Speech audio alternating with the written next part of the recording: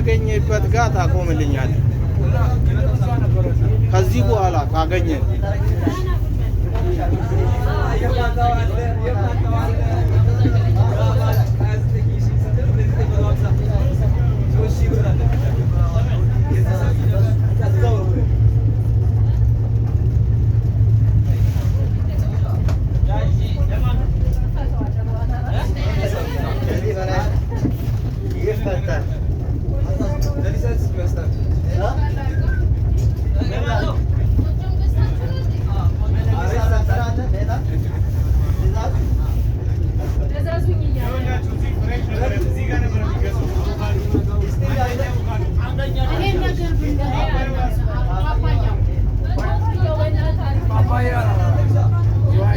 አባያ ይፈነዳ